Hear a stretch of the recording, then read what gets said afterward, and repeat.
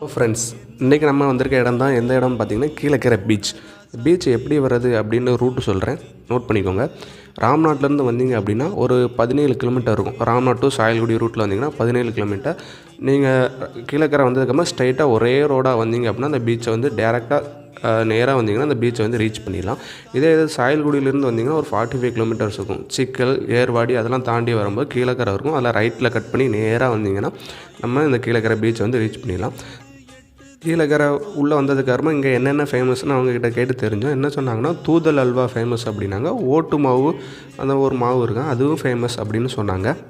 அதுக்கப்புறமா இங்கே பழங்காலத்து மசூதி, ஜும்மா மசூதி இருக்குதுன்னு சொன்னாங்க, அதுவும் ஃபேமஸுங்க அப்படின்ட்டு சொன்னாங்க. உள்ளே என்ட்ரன்ஸ் ஆனதுக்கப்புறமா பீச் வியூ இப்படி தாங்க இருந்தது.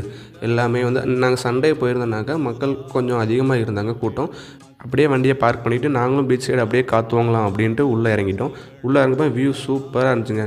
ஈவினிங் டைம் வந்தோன்னாக்கா நல்ல ஒரு கிளைமேட், நல்ல ஒரு அமைதியான பீஸ்ஃபுல்லான ஒரு பிளேஸ்.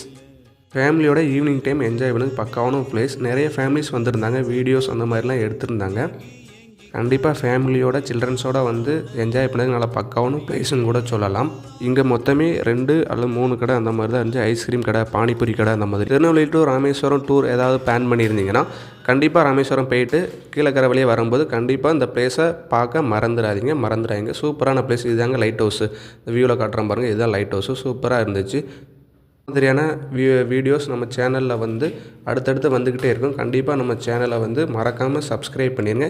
இந்த இனிப்பு மாங்கான்னு சொன்னாங்க, டேஸ்ட்டு நல்லா இருந்துச்சு. இதோட நேம் என்னன்னு தெரிஞ்சால் கண்டிப்பாக கமெண்ட்